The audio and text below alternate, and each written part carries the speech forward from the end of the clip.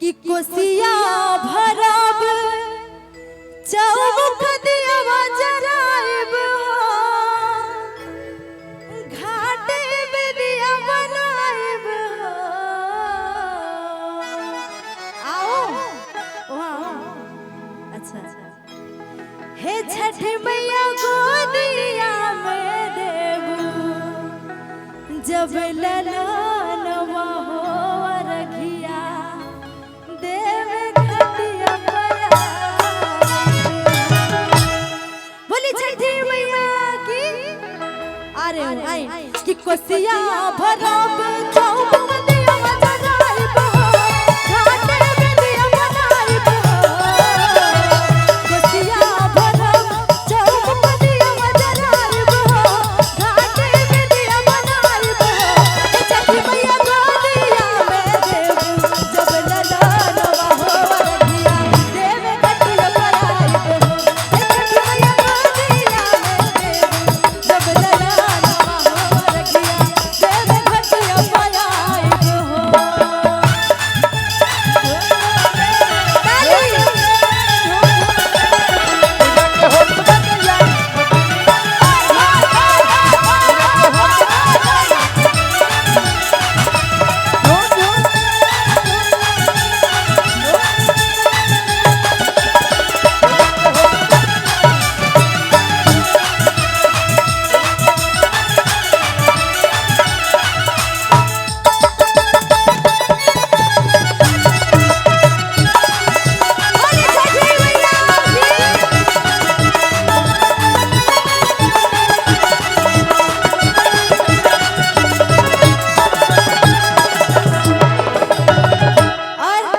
बड़े प्यार से कह रही हैं छठी मैया से कैसे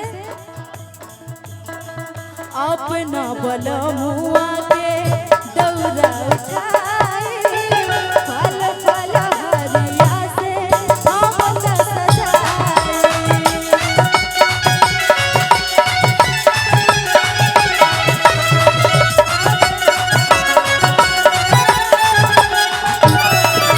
भैया भैया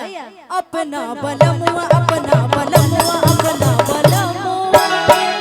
दौरा उठाई फल फल हरिया से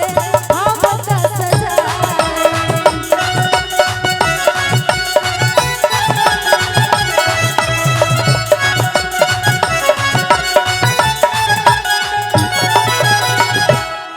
कि घवध ले आइब घाटे अर्घ लगाइब हो हे छठी मैया में दिया बनाइब हो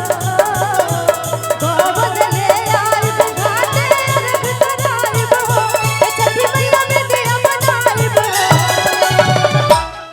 अरे भजन की अंतिम लाइन है दोनों हाथ ऊपर करके जितने लोग छठी मैया को पूजते हैं मानते हैं हे छठी मैया गोदिया में देबू जब ललनवा हो रखिया देव घटिया पयाइब हो हे छठी मैया गोदिया में देबू जब ललनवा हो रखिया देव घटिया पयाइब हो हे छठी मैया गोदिया में देबू जब ललनवा हो रखिया देव घटिया पयाइब हो हे छठी मैया गोदिया में देबू जब ललनवा हो रखिया देव घटिया पयाइब हो हे छठी मैया गोदिया में देबू जब ललनवा हो रखिया देव घटिया पयाइब हो।